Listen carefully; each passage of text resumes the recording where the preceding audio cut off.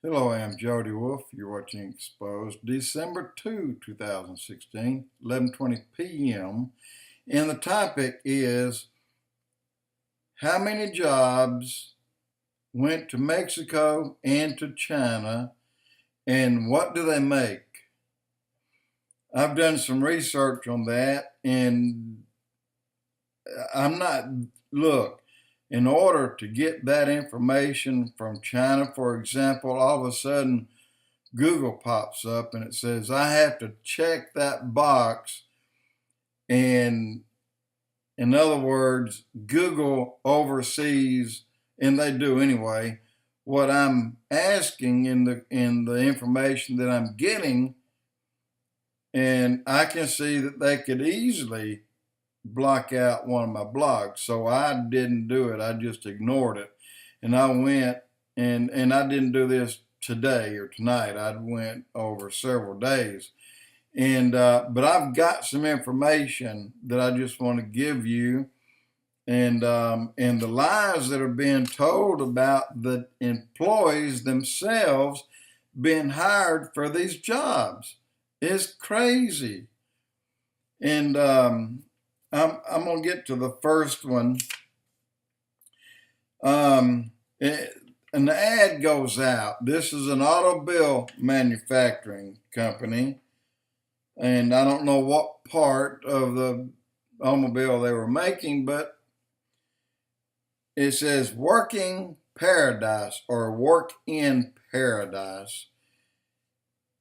Porto, Vallarta, Mexico, and they have $17 to $31. That's what's on their come look at me, which is crazy lie, because you can see that same ad that was what American workers were making, 17 for the unexperienced low paying job and 31 for the higher paying jobs. So they took that ad and used it, and still using it today in Mexico. But I've got the wages the best I can. They too change up, and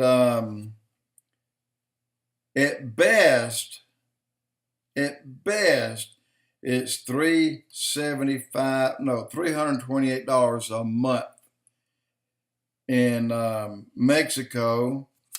And a similar, come and look at this job at about the same amount for China, but the hours are much, much more. And so the amount paid, for example, for an American making an iPhone in China gets about 5 cents an hour. And the higher ups, the bosses, all those that sit up in offices and overlook this giant factory, they get up to $1. Some of the better ones get up to $1.60 an hour. And keep in mind, these are people that'll walk around, and if they catch one person that does one particular part of an iPhone, stop a moment, turn her head, or even start talking to the one next to her, she gets carded, she gets rolled up, and she'll lose. Well, she doesn't lose a day's pay. She will work a day. What she does, she'll work a day without a pay. And they're not even allowed to talk to each other except during their short break. And if any of them are caught talking price or money, then they are instantly, they don't get removed from their job. They get taken and punished. That's in China, communist China. Y'all remember that. So, and their job count was 5 million in year 2000, and they outsourced 2.5 million jobs, and the pay again 5 cents up to somebody wrote out or had it on the blog $1.60, and then I couldn't find it anywhere else. So I'm going to say at best 75 cents to $1, which is really good for them. Mexico, 5 million jobs. 5 million.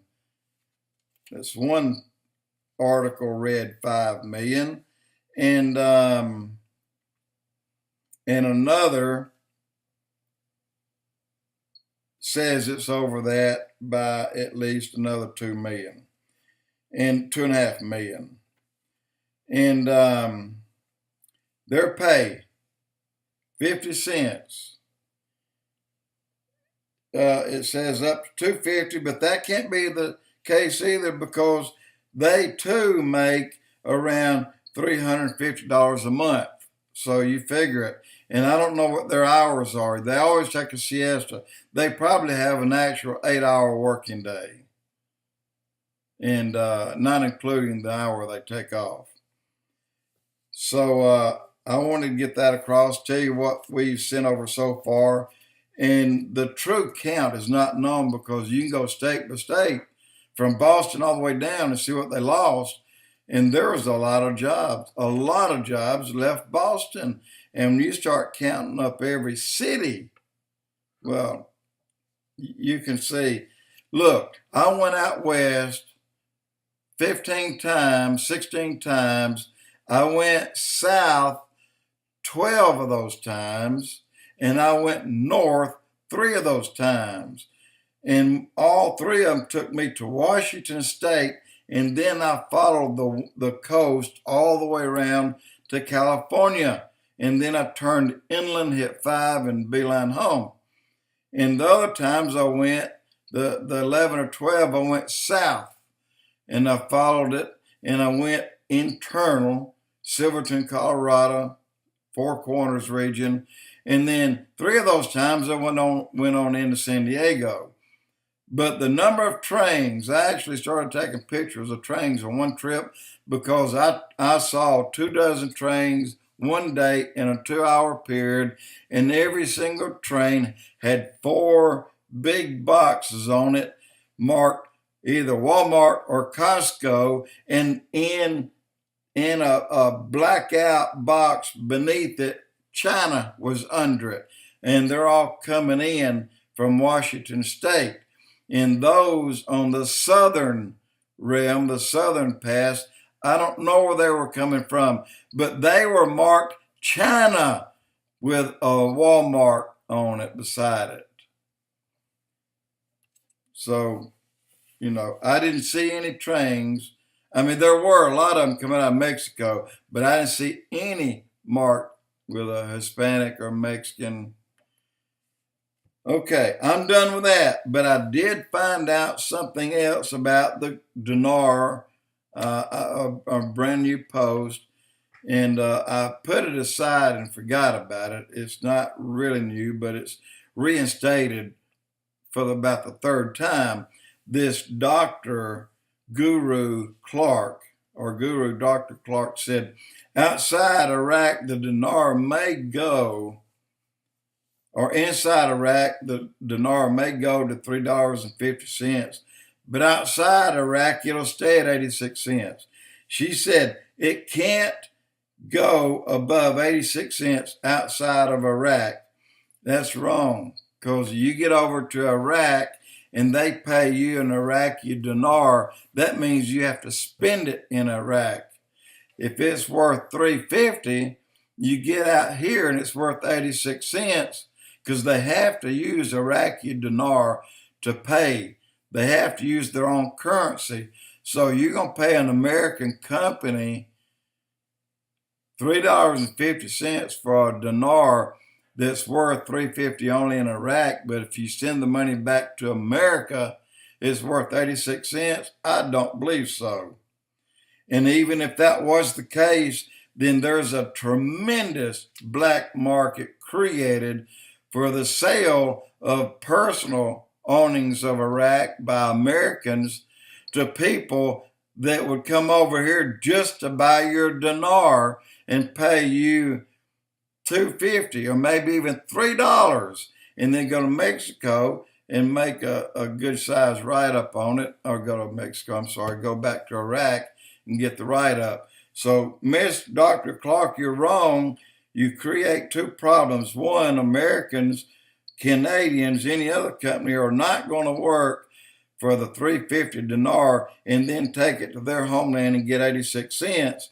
And they're not going to do that. And then the black market, again, you'll have Iraqis coming over here just because of their status symbol at that time, the money they're making, the business we're doing with them.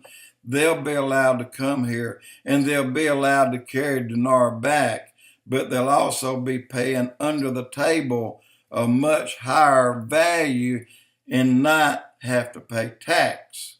And our government's not going to let that happen. So Miss Clark is wrong on that.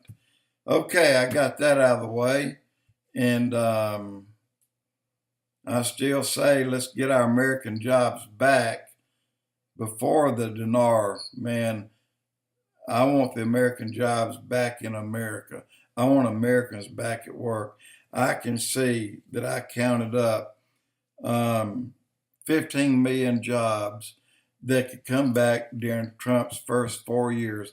15 million jobs just from outside back in, not including, at least, in my opinion, at least the jobs he'll create.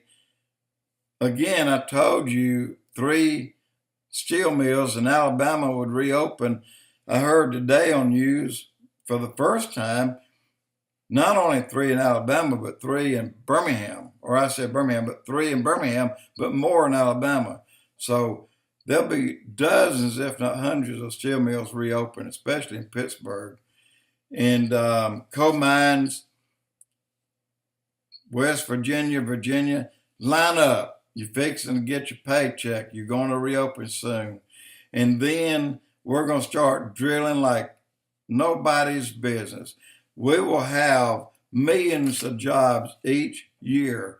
We will have every unemployed, able-bodied worker with a job before Trump finished his 4 years. And that's very good news for America in 2 different ways. Get our jobs back from outside and create more jobs on the inside. Jody Wolf Expoz.